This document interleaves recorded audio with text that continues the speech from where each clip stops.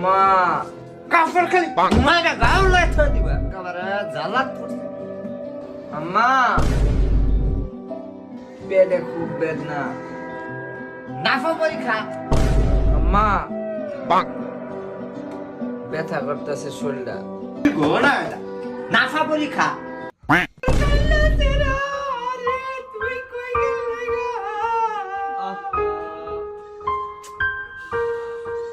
আমনের ভিতরে নাফা পরীক্ষা হয়েছে কেডা এর তো গ্যাস্ট্রিক হইছি